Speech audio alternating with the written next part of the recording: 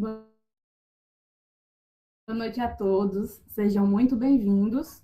Meu nome é Gabriela, sou tesoureira da Vitrúvia e hoje terei o prazer de mediar este momento com vocês. Sejam todos muito bem-vindos ao segundo dia do nosso evento. Gostaríamos de agradecer a presença de todos os ouvintes e, em especial, ao nosso palestrante por ter aceitado o convite para estar aqui conosco. Mas antes de apresentarmos, gostaria de passar alguns avisos para atingir pelo menos 75% da presença no evento, ou seja, estar presente no mínimo 3 dias. A lista de frequência será disponibilizada ao final da palestra, antes da sessão de perguntas, e ficará aberta até o encerramento da chamada. Alta e antes a hashtag pergunta, antes da mensagem, para que seja facilitado a organização. Caso façam registros, fiquem à vontade para marcar o Instagram da Vitrúvia, @vitruvia.univasf, e também o Instagram da palestrante, que será colocado no chat.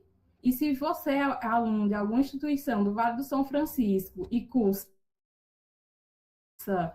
anatomia, ciências biológicas ou zootecnia,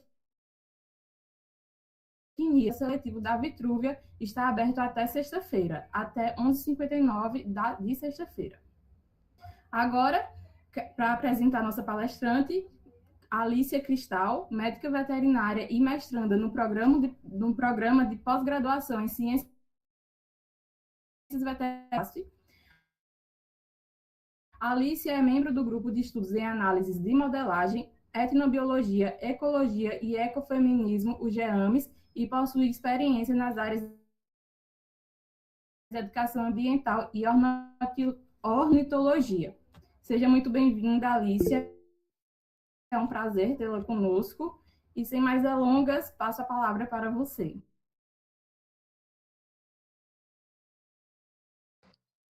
Boa noite a todas e a todos. Eu já fui muito bem apresentada aí por Gabriela, inclusive, muito obrigada. Obrigada a todo mundo que está falando aí no chat. Meu nome é Alícia Cristal, eu sou médica veterinária, sou mestranda no programa de pós-graduação em Ciências Veterinárias no semiárido, também pela Univasf, e eu faço parte também da rede Ornito Mulheres, que é onde nós unimos as mulheres, né, na iniciativa de ornitologia. Isso é um ponto muito importante que eu esqueci de mandar.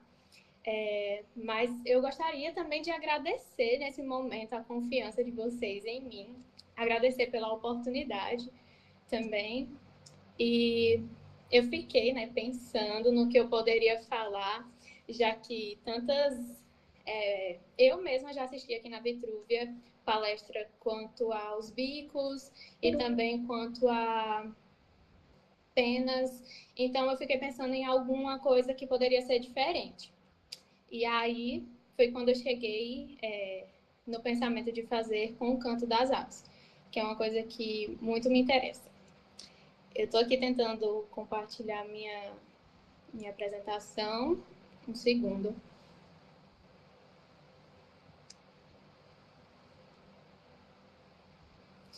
Sim, eu gostaria de dizer também que, conforme vocês forem tendo dúvidas, vocês podem falar também no chat, que eu vou estar aqui de olho.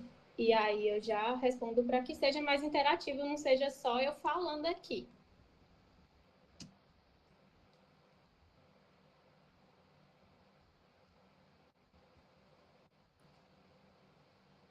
Então, acho que agora vai.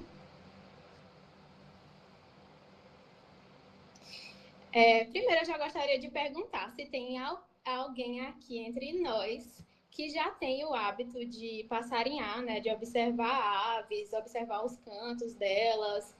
Tem alguém aqui que já faz isso? Vou domingo.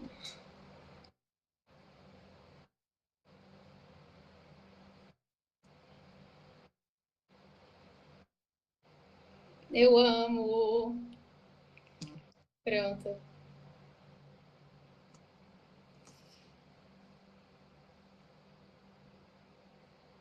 Gente, um instante, eu tô colocando em tela cheia, porque meu computador é uma benção. Então, vocês já estão conseguindo ver aí essas 3 aves que eu coloquei. Tá iniciando, é um mundo, viu?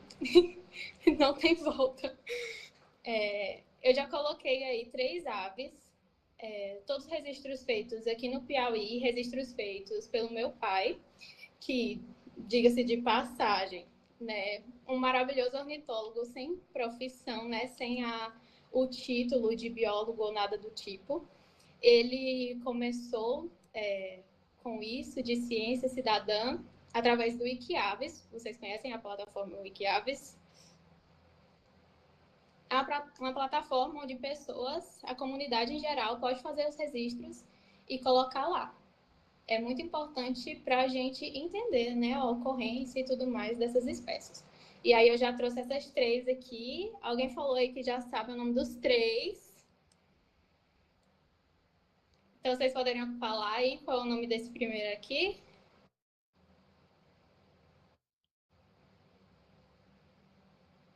Tem farinha aí. E esse segundo aqui?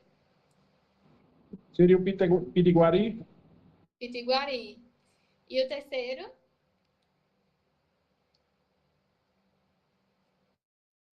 Ferreirinho. O Ferreirinho Relógio. Então a gente pensa, né? Por que as aves cantam? É para embelezar o nosso dia. Apesar de fazerem isso, né? Tudo tem um propósito, né? As características biológicas, todos têm um propósito. E essa não poderia ser diferente. Não se tem ainda um consenso de exatamente o que elas objetivam com isso, até porque tem muitas espécies. Mas a gente sabe que, com certeza, é para marcação de território. Com certeza, tem algum macho tentando atrair a fêmea. Então, o canto nupcial para reprodução, que é importantíssimo. E também alerta de perigo. Existem algumas teorias de que as aves cantam mais de manhã, ao amanhecer, porque é um momento que não tem muitas disputas, né, de som. Está mais silencioso, o ar está um pouco úmido ainda para propagar o som, e também a questão da umidade, dos ventos, mas não se aplica a todas as espécies também.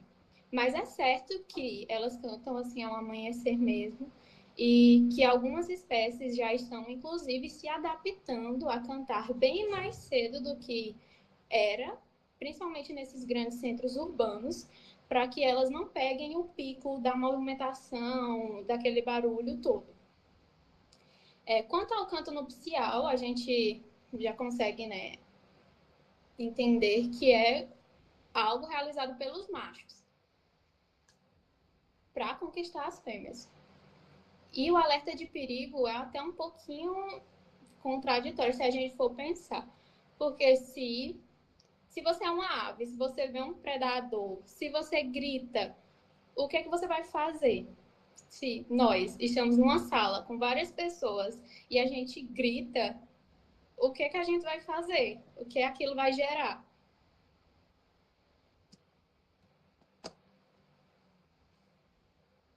Vocês podem me responder. Chamar atenção, exatamente. Quando um animal grita, né, no perigo, ele está chamando a atenção, né? Você vai chamar a atenção para você, se você gritar numa sala. E aí você pensa, como que ele vai fazer isso na presença de um predador? Não seria pior ainda para a proteção dele, para o bem-estar dele, né? Já que o predador vai com certeza olhar para ele. Aí a gente vê que não, que na verdade, quando eles cantam um alerta de perigo, eles estão, além de avisando aos demais indivíduos que existe um predador ali, como eles também estão comunicando ao predador que, assim, olha, você perdeu o componente surpresa do seu ataque. Eu já estou sabendo que você está aí, então você não vai me surpreender. Então você já tem menos chance de conseguir, né, me predar. E aí a gente continua, né? A comunicação é muito importante para os indivíduos, para a espécie, para a comunidade. Então, não seria diferente para as aves. E como todas as características biológicas, também passam, né, por modificações, né, variações entre os indivíduos de uma população, né, de uma mesma espécie. Com certeza, há modificações de uma espécie para outra, mas também pode diferenciar as populações de uma mesma espécie em regiões diferentes. Por exemplo, existe uma ave aqui, ela é exposta aos sons das aves daqui e tudo mais, e existe a mesma espécie lá no sul, mas lá a composição, a diversidade é outra, então ele está exposto a outros sons, outras influências, então essas aves também podem apresentar algumas, bem pouca variação, mas outras bem mais, variações neste canto. Então, vai ser como se fosse realmente sotaques dessas espécies.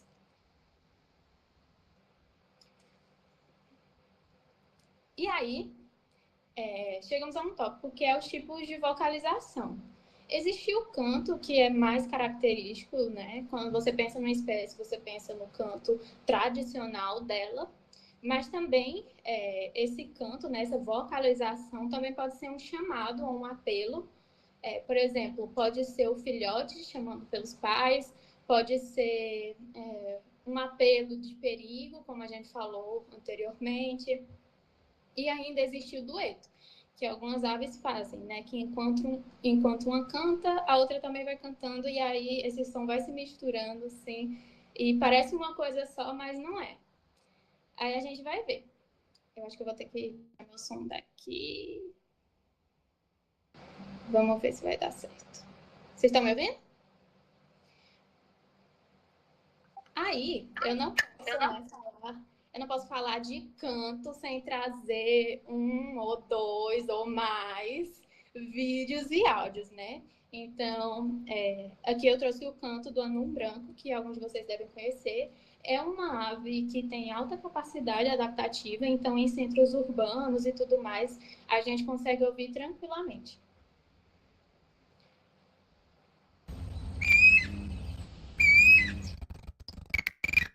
Peraí.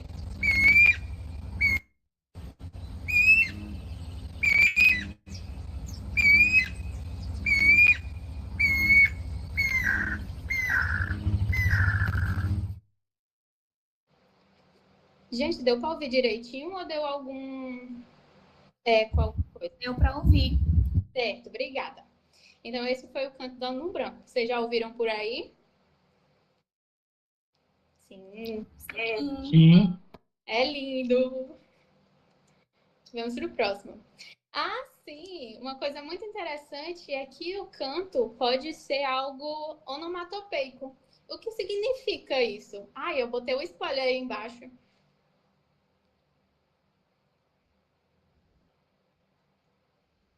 O canto onomatopeico é aquele canto que dá origem ao nome, entendeu?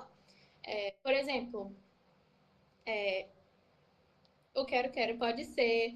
Vocês sabem mais espécies que cantam o próprio nome? Ney, Bem-te-vi, Fogo apagou, né? Eu trouxe um trechinho do vídeo do Planeta Aves, que é inclusive um canal muito bom no YouTube. Você conhece as aves que cantam o próprio nome?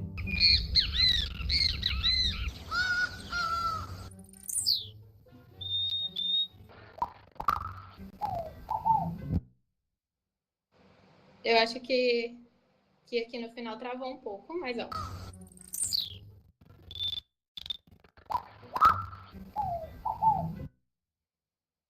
Tizil. Tem muitos outros que eu posso citar, o saci, por exemplo. Então, essas aves, o nome popular delas é inclusive o som que elas fazem, né? Uma coisa até mais intuitiva, né? De relacionar a ave ao canto, ao nome dela, e enfim. Claro que nome popular pode variar, né? De região para região. Aí, continuando nos tipos de vocalização, Tem o chamado ou apelo, que é característico, né, do filhote chamando pelos pais, ou então do perigo que está por perto, enfim. Eu trouxe essa foto aqui, muito linda, que é do meu pai, que é uma mãe da lua com o filhotinho dela. E a gente vai ver que o canto dela é um, né? E o apelo dela, o chamado dela é um pouco diferente. Eu vou mostrar para vocês aqui.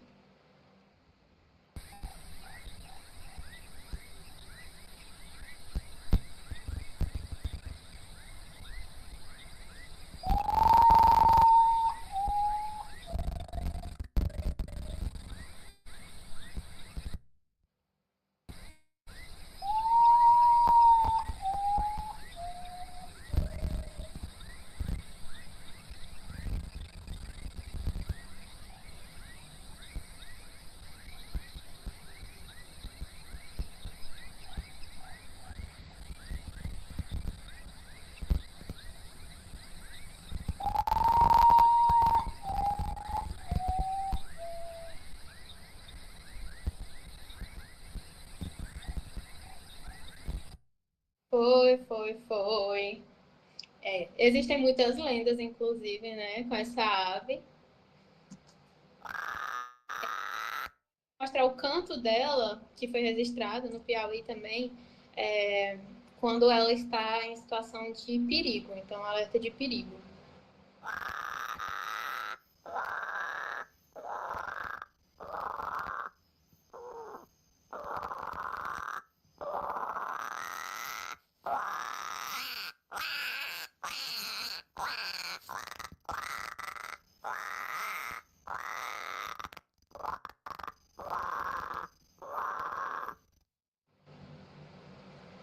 Muito legal, né? E aí, por fim, que eu falei é quanto ao dueto, que é onde duas aves estão cantando, elas se juntam ali numa harmonia, numa sincronia, e aí a gente não entende bem quem é que está cantando, mas é um dueto assim bem lindo, bem harmônico. E aí, para exemplificar, eu trouxe a casaca de couro. Vocês devem conhecer. Eu adoro ela. Acho lindo o canto dela. Lembra um sapo. Sim, lembra um sapo e depois eu achei que parecia um porco. Eu fiquei sem... Realmente impressionante.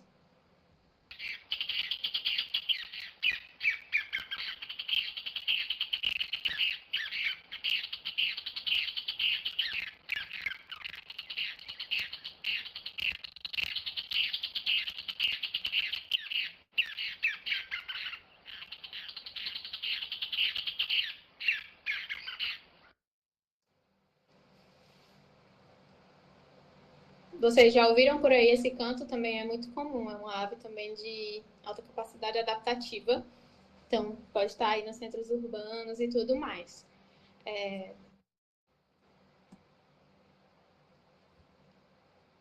Por aqui não, de onde você é? Ah, sim. Nossa, entendi.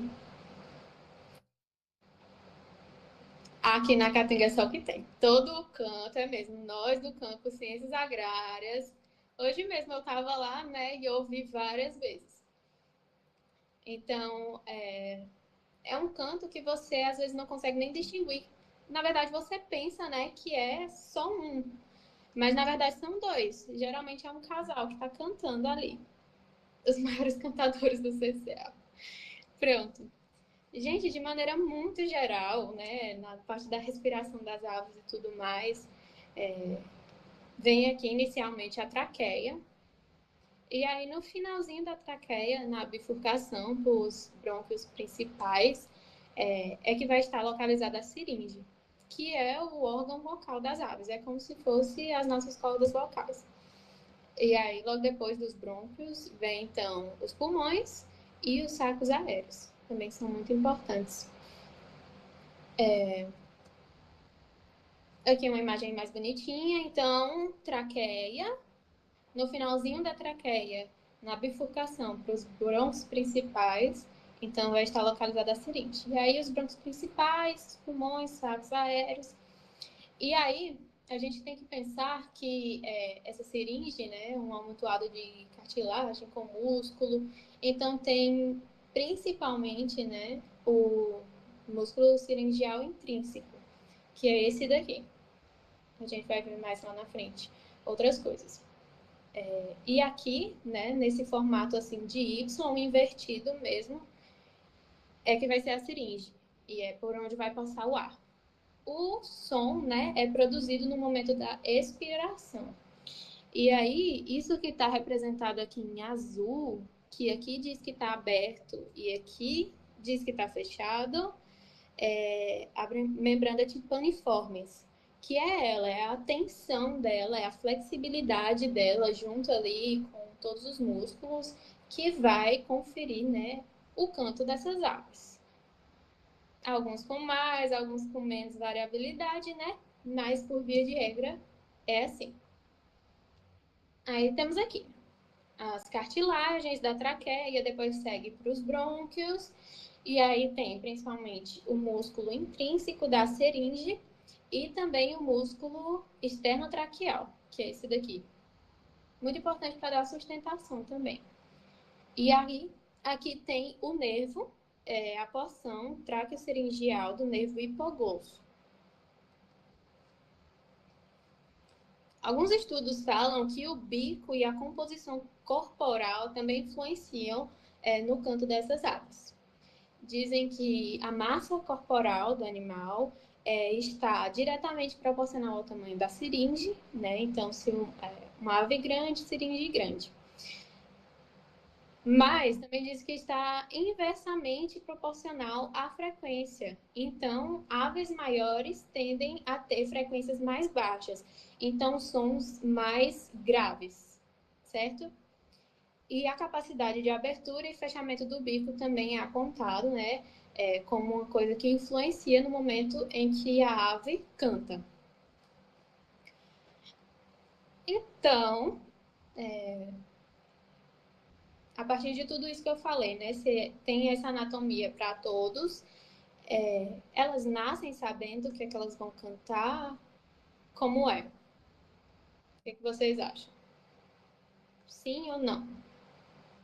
Sim ou não? Elas, vou nascer e vou cantar só isso o resto da vida. Como é?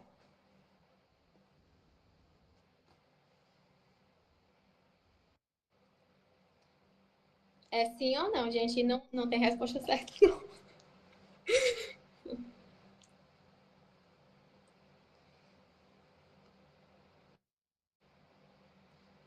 Vamos lá. Primeiro a gente pensa, será que toda ave tem a seringe, né? Esse órgão vocal que consegue, né, dar a capacidade de vocalização? O que vocês acham? Mais uma pergunta. Desculpem todas as perguntas, é para ficar mais interativo e vocês não dormirem. Responda também sim ou não.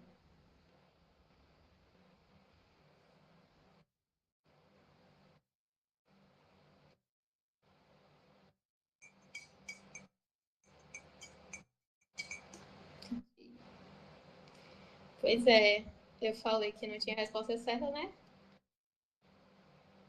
Grande maioria, gostei. Pronto, a grande maioria possui seringe. Algumas espécies não possuem. Estão aí incluídas, né, nas que não possuem seringe. Os abutres, né, urubus, também emas, avestruzes, são aves que não têm a seringe. Então, o som que elas emitirem, na verdade, é simplesmente o barulho do ar passando, né, pela traqueia. Mas a seringe mesmo, com a musculatura e tudo mais, não tem. Então, tem aves que não têm seringe. E aí, a gente parte para um ponto interessante, que é a parte do canto inato e do canto aprendido. A gente falou, né, sobre elas nascerem sabendo ou não. E eu falei que não tinha resposta certa, porque depende. Dependendo da espécie, ela realmente já vai nascer sabendo, E dependendo da espécie, ela vai precisar que alguém, principalmente um macho, né, da sua espécie, apresente para ela, né, o que é o canto característico para ela. Então, a gente tem aí no canto inato. O canto inato é aquele canto que já vem geneticamente, né? Então é um canto que é bem mais simples e estereotipado. E aí incluem muitas e muitas aves, é realmente uma parcelinha que aprende, mas estão aí columbide, tinamide, não passeriformes e até alguns passeriformes, que a gente vai ver mais pra frente. E essas espécies, elas vêm com elas o canto. O que significa que se eu pegar, por exemplo, uma rolinha, um pombo e deixar... Se eu pegar uma rolinha, um pombo, um tucano,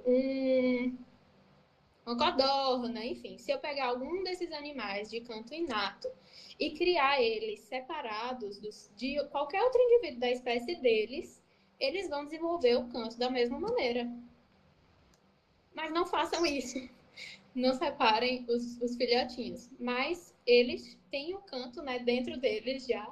Então, eles já vão crescer e já vão cantar. O canto deles é inato. Porém, existem aqueles que têm o canto aprendido. Então, são espécies que realmente precisam ter um adulto da sua espécie, um macho, que vai cantar para ele ir ouvindo, para ele ir memorizando, para depois ele tentar e aí ele conseguir cantar o canto da espécie dele. Só que aí, nesse período, ele pode ter contato, né? Provavelmente terá na natureza com outras espécies. Então, ele vai acabar pegando também das outras espécies um pouco dessas sonoridades.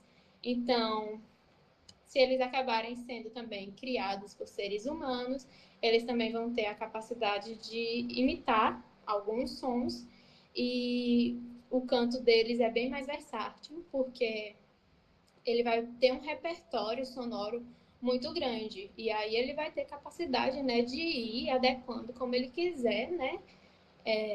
Ou ir só simplesmente imitando, enfim. Então é um canto bem mais complexo. Pronto. Essas aves que conseguem aprender, elas passam principalmente por 3 fases. A primeira fase é a fase que elas vão ouvir, então elas vão ouvir os indivíduos da espécie delas. Consequentemente, né, inevitavelmente, outras também, mas elas vão ouvir. Então, elas ali, pós-eclosão, vão estar ouvindo. Daqui a pouco elas vão tentar. Então, elas vão tentando reproduzir esse canto que elas ouvem. E depois de um tempo, esse canto vai estar cristalizado, então vai estar consolidado. Algumas espécies, essas fases se sobrepõem umas às outras, então não é uma regra, muitas espécies para você tentar colocar todos numa mesma regra. Então, algumas espécies sobrepõem as fases, outras não.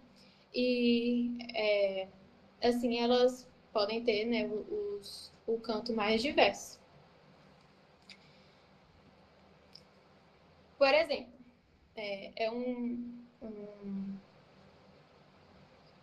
são imagens, né, espécies que não são daqui, né, então, mas a gente pode adaptar, né, para os nossos. Depois da inclusão, eles vão passar pelo período sensorial, que é esse período que eles estão ouvindo e guardando na memória, na cabecinha deles, o canto. E aí, eles vão tentar reproduzir, vão reproduzir, e daqui a pouco vai cristalizar.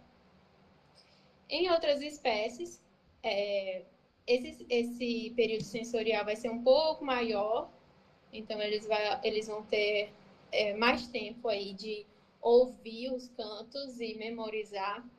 E aí já vem se sobrepondo à tentativa, né, e ao cantar realmente, para depois cristalizar. E ainda tem, como o canário, por exemplo, que essas fases vão se sobrepondo, né? Então, várias vezes eles vão tendo esse período de sensorial, né? Esse período de aprendizagem e depois de cantar realmente e de se cristalizar o canto deles.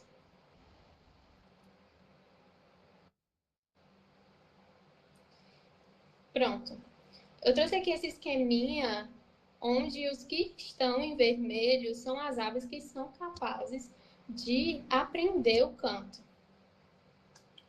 Que estão aí os troclídeos, que são beija-flores, os psitacídeos, né? Então, papagaios, periquitos, araras, cacatuas, também são animais que aprendem.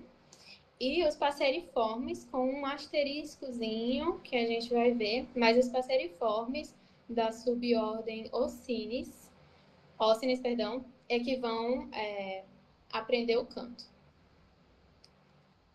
Vocês imaginavam que o beija-flor poderia aprender o canto? Vocês imaginavam que beija-flor cantava?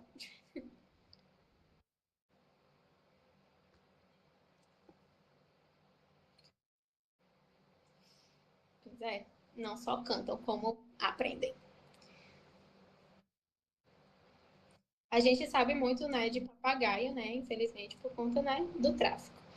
E ainda assim a gente consegue ver, né, que eles imitam a voz humana dentro da capacidade deles, né? Então, você consegue perceber que é um papagaio falando, porque o timbre é inconfundível, né? Assim, aí eu trouxe uns vídeos para ilustrar, né? Isso que eu estou falando de aprender o canto.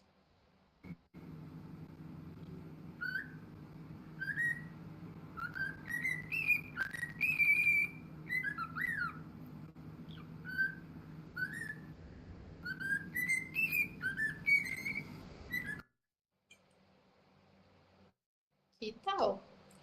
Os corvos também. Os corvos também, com certeza.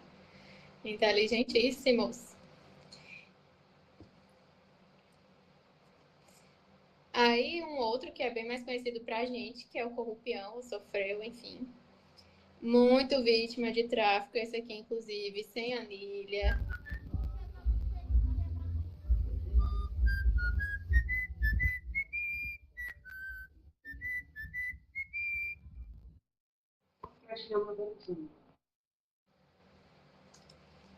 Vocês acham que esse lindo divo aqui, maravilhoso, aprendeu a cantar o hino nacional como? Com certeza com influência humana, tá? Então, mas o que eu quero falar, né, o foco é falar que eles têm a capacidade de aprender sim.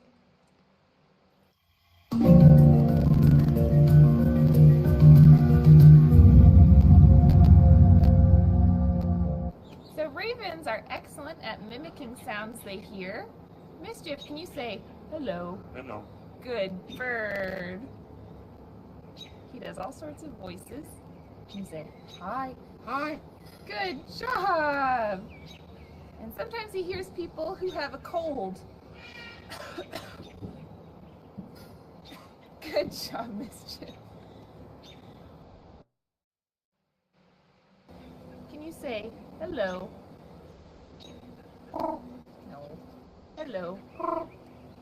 He's all excited. Wow. Hi. Hi. Good boy. Hello. Hi. Hi. Hello. Hi. Hi. This isn't working out, Daniel. Good bird. Aí a colega perguntou, né, no bate-papo agorinha, se os corvos também. E os corvos também. Olha aí. E falam muito. São altamente inteligentes. Sim. Vocês lembram que eu falei sobre os passeriformes aprenderem o canto e tudo mais? Só que eu falei que tinha uma diferençazinha, que nem todos os passeriformes, que são os subóscenes e os óscenes. Que os subóscenes são esses aqui, ó, que tem uma musculatura na região da faringe que é bem mais simples. Então, os sons deles são os sons inatos, são os cantos inatos que eu falei anteriormente. Então, aqui vai estar os passeriformes, né? Bem-te-vi, esses outros animais que têm o canto assim bem estereotipado, que não tem um aprendizado como os outros. Eles podem ter uma variaçãozinha, né? Porque pode acontecer, mas não é como os óssenes. A gente vai ver aqui, olha a quantidade de musculatura envolvida no canto dos óssenes. Então, enquanto os subóssenes possuem aqui o músculo esternotraqueal, que é aquele que eu mostrei também na imagem anterior, e também faltou aqui, mas com certeza tem o músculo intrínseco da seringe. Os óssenes possuem muito mais. Além do esternotraqueal e o intrínseco da seringe, ainda tem o músculo seringial ventral, o músculo tráqueo-brônquico ventral superficial e o músculo tráqueo-brônquico dorsal. Então, é por isso que o canto dessas aves que conseguem aprender, né, corrupião, os canarinhos, enfim, eles têm mais musculatura envolvida, então eles vão ter mais capacidade, né, de botar uma tensão ali naquela musculatura, uma vibração diferente, enfim, e aí isso vai gerar o seu canto que pode ser aprendido, e aí eles têm um repertório bem maior do que os óssenes, dos subóssenes, perdão. E aí, como é que funciona assim na cabecinha deles? Existe a via vocal posterior e a via vocal anterior. A posterior está mais relacionada à parte motora, que é de fato a produção do canto dessas aves, e a parte vocal da via vocal anterior, que está relacionado ao aprendizado e à plasticidade. Isso que eu estou falando agora é tudo na parte dos óssenes, né, dos que têm capacidade de aprender, tá certo? As aves que não têm capacidade de aprender não têm todas essas estruturas e núcleos envolvidos, tá certo? Então, aqui é a representação de um encéfalo, né, de uma ave. Então, aqui essa parte aqui é do telencéfalo, tem o tálamo, o mesencéfalo, o cerebelo, o rombencéfalo, e aí agora a gente vai ver elas mais sobrepostas umas às outras. Eu vou até passar logo, porque foi um erro meu, perdão.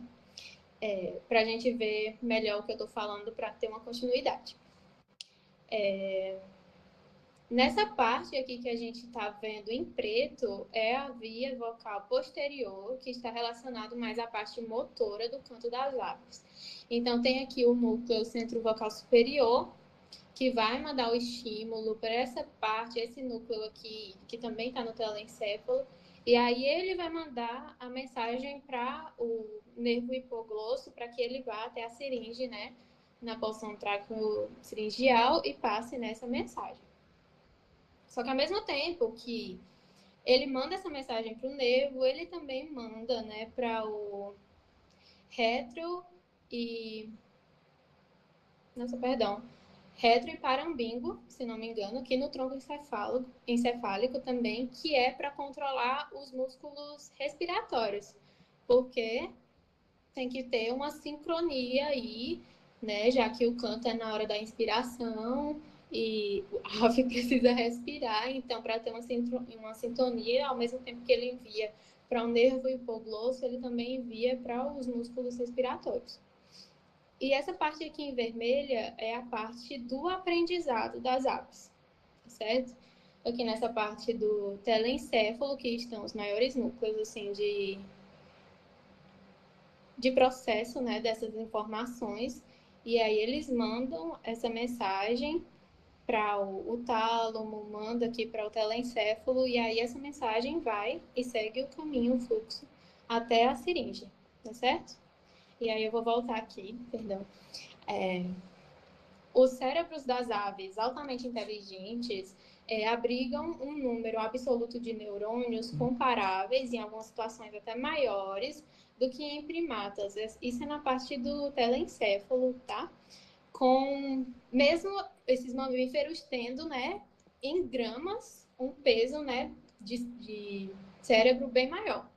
Os corvídeos e os papagaios, de grande porte, por exemplo, possuem os maiores cérebros, né, entre as aves e abrigam também o maior número absoluto de neurônios. Aí tem essa comparação aqui que foi feita. Aqui é uma ave, aqui é um macaco, aqui é uma ave, aqui é um macaco, aqui é uma ave, aqui é um macaco, né? Tá tentando obedecer, né, um padrão, não tá nada desproporcional aqui na ilustração do tamanho. E aí, aqui a gente vê, primeiramente, essa comparação aqui. Esse daqui é um cérebro, né, um encéfalo de um corvídeo, que é, né, dos corvos. Lembrando que aqui no Brasil não tem corvo, tá? A gente tem até parentes, né, a gralha cancã aqui pra gente, né, o cancão, a gralha azul, né, pra lá, pro sul, enfim. Aqui é um cérebro, um encéfalo de um cervídeo, perdão, um corvídeo. E aí, aqui é de um macaco.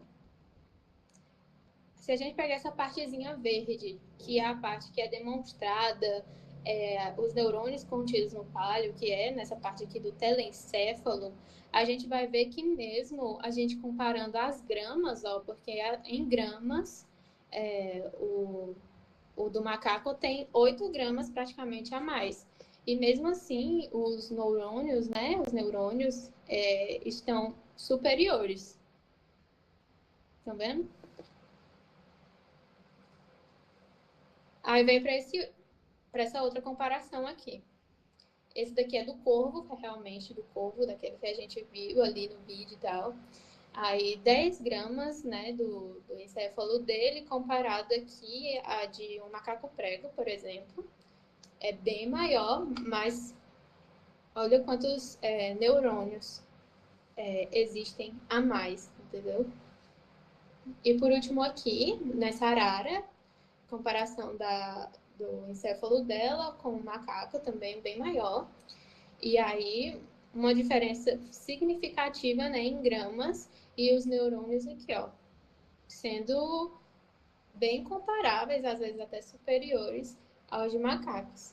Mas também, isso aqui, esse número aqui, né, ainda é em milhões. Mas a gente também tem que levar em consideração, né? Não estou dizendo que aves são superiores a mamíferos, nem nada do tipo. Até porque tem outras considerações a serem feitas. Aqui a gente pode ver essa parte aqui também em vermelho, que é a parte do cerebelo, olha, dos mamíferos é bem superior. Mas o trabalho quis demonstrar isso, né? Neurônios pariais, né, corticais em milhões no telencéfalo deles. Então, o resultado foi esse. Perdão. Aí, passando aqui mais uma vez, nessa parte do encéfalo das aves, nessa parte do telencéfalo, vai ter aqui os núcleos que são responsáveis pelo aprendizado, né, pela memória, né, por guardar essas informações do canto, relacionadas ao canto, que vão mandar, né, a mensagem para outros núcleos, para que assim possa ser feito o fluxo da via motora, que é a parte realmente da produção do canto dessas aves. Então, saindo aqui desse centro vocal superior, indo para esse núcleo robusto no arcopálio do telencéfalo, e aí vai para o nervo hipoglosso, que aí segue para a siringe com as porções traqueofaringeais, que vai dar, né, esse aparato nervoso para a musculatura, para a realização do canto, né, aprendido. Aí aqui a gente ainda pode falar do dimorfismo sexual das aves e regulação hormonal. Muitos trabalhos falam sobre isso, são antigos até, e são mais em região temperada, que é com essa espécie que eu coloquei aqui, diamante mandarim, que é uma espécie parecida com o nosso tico-tico, mas é dessas regiões mais temperadas. E aí foi visto, né, que os núcleos, tanto dos centros no telencéfalo, tanto os de memória, todos têm um maior volume em machos. e que com 10 dias pós-eclosão, isso já é possível de ser visto em microscopia óptica. Mas isso também a gente já poderia esperar, né, levando em consideração de que são os machos aqueles que têm que ter todo o aparato vocal, tem que treinar, tem que cantar para conquistar a fêmea, para perpetuar a espécie, para ganhar numa disputa, enfim, então isso aqui já era esperado. E aí eles fizeram um trabalho também que era injetando testosterona nas fêmeas também dessa espécie de diamante mandarim. E aí essas fêmeas começaram a cantar. Então a regulação hormonal também está dentro dessa espécie, né? Levando em consideração que o dimorfismo é importante nessa parte do canto, porque é meio que estabelecido os papéis de que o macho tem que atrair a fêmea através do canto. Então, gente, eu já estou para finalizar, uma palestra curtinha, mas por fim, eu não poderia deixar de falar sobre passarinhada, sobre passarinhar, sobre birdwatching, porque é uma atividade que é muito importante para nós também, né?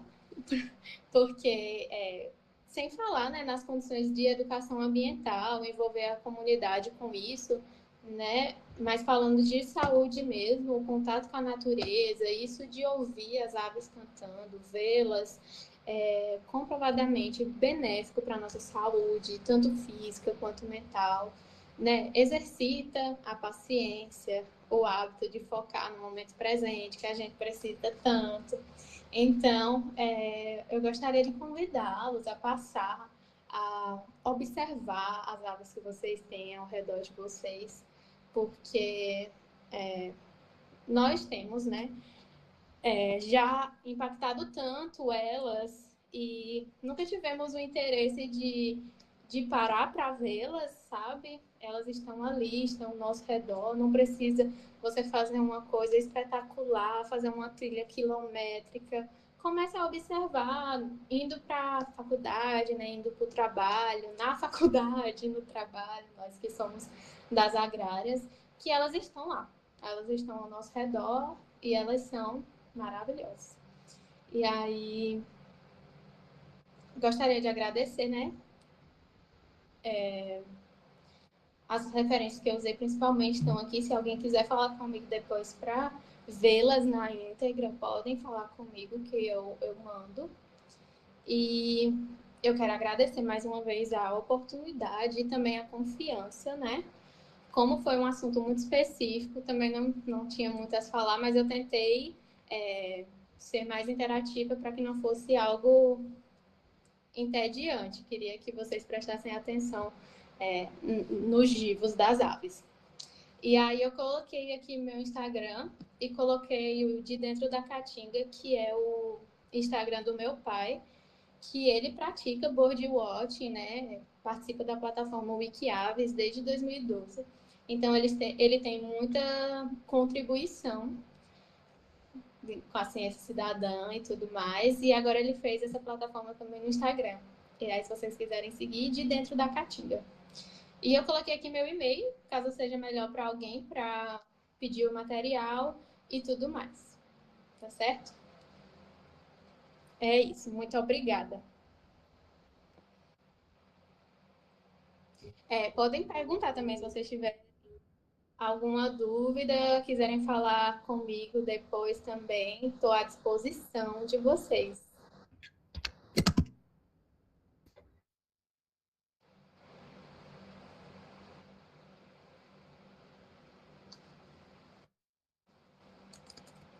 Muito obrigada, Alicia. Foi uma palestra excelente, tinha muita coisa que eu não sabia. A do Corvo falando foi muito. Não fazia Do Corvo. ideia.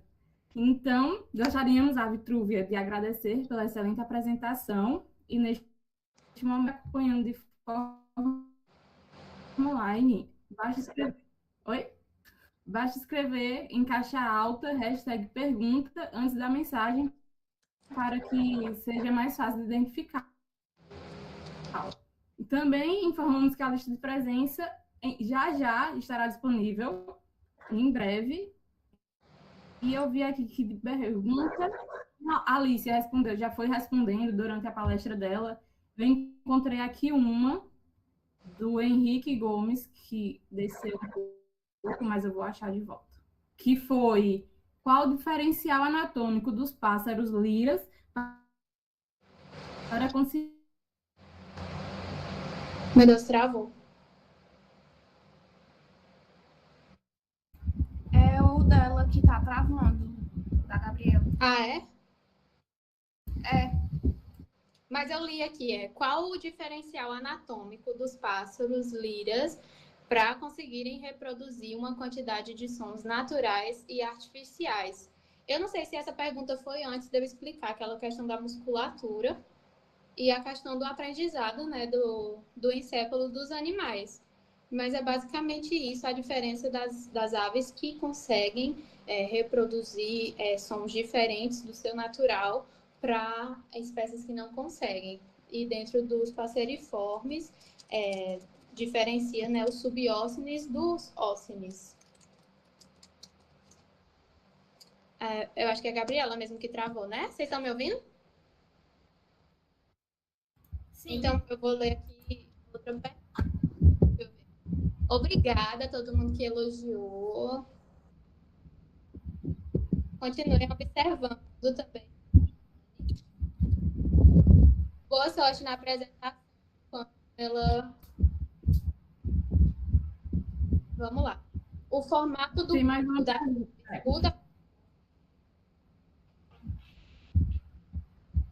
Fala, meu Deus. Oi.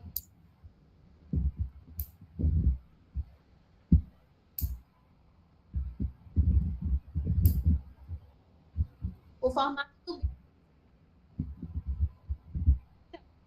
o que se tem registro contribui ali no sentido de abertura. Até para nós falarmos, né, a nossa capacidade de abrir a boca e dependendo da nota, né, que a gente vai cantar, reproduzir, a gente precisa de uma abertura maior da boca. Então, se alguns bicos conseguem facilitar isso, então ele vai estar influenciando no canto daquela ave também. Obrigada.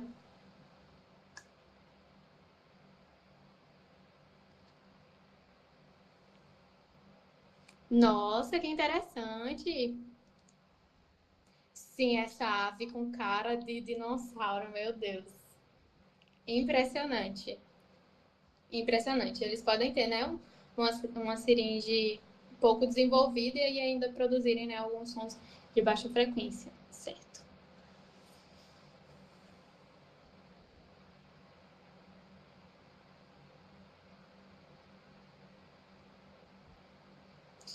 Então, sobre cada hemisfério, né, e cada antímero da seringe, é uma coisa interessante que eu acabei deixando passar, mas é que é um controle independente, né? Então, é como se eles tivessem duas aberturinhas para canto diferentes.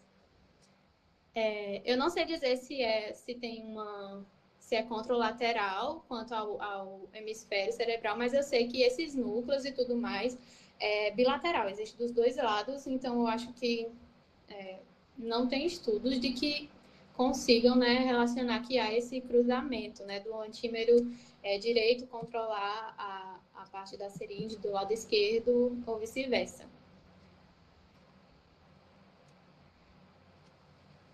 Por nada, professor. Gente, pode falar em mais alguma coisa. Espero que vocês tenham gostado.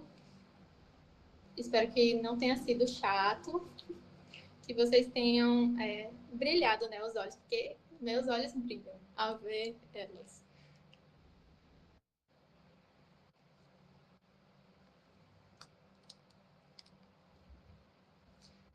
Muito obrigada. Olha, Gente,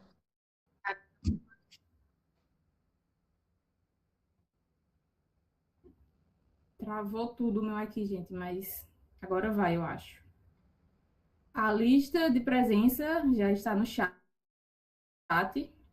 E, mais uma vez, gostaria de agradecer a Alicia pela excelente contribuição e por compartilhar seu conhecimento conosco.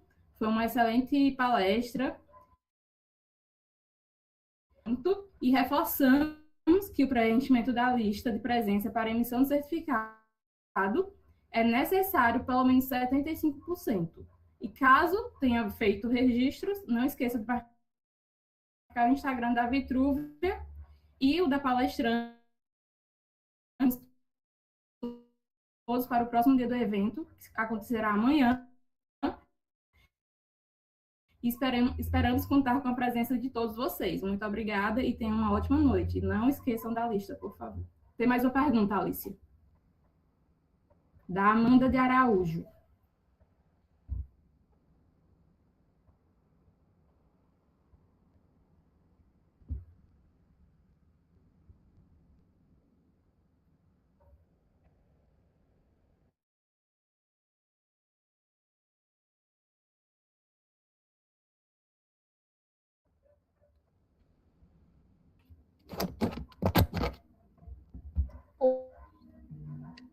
Desculpa, era sobre o Ornito Mulher.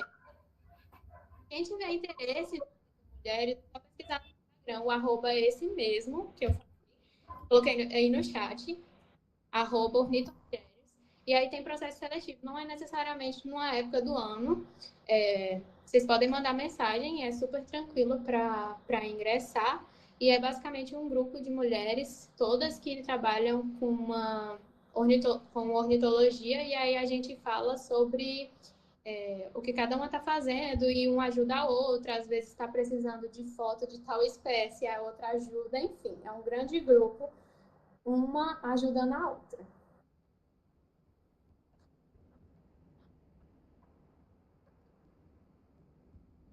A minha não vai ser especificamente com ornitologia, vai ser com enriquecimento ambiental para animais em cativeiro, mas pretendo, né, envolver as aves também nisso, no sentido de diminuir os estresses delas em cativeiro.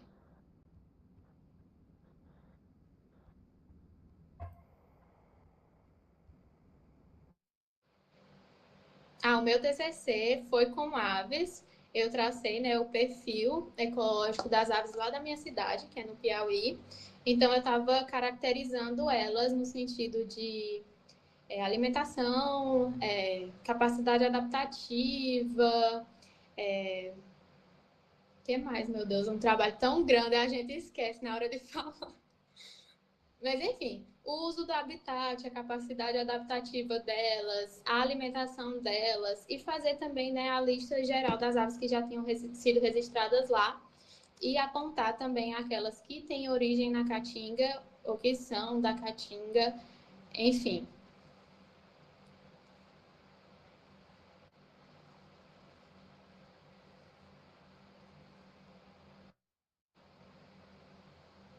Usando o Wikiaves Divo. Recomendo para todo mundo que quiser começar aí a observar aves. Entrem no Wikiaves, façam o seu perfil e aí vocês podem começar a registrar fotos, áudios e colocar lá. Mesmo que vocês não saibam a identificação, outras pessoas vão lá e vão sugerir a identificação para você.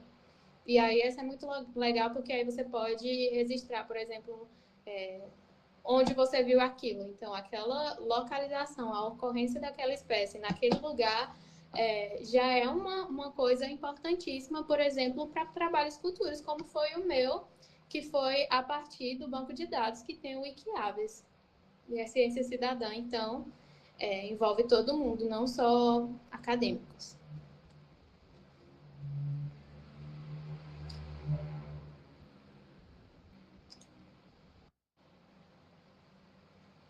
Muito obrigada. Obrigada. Mais perguntas, gente?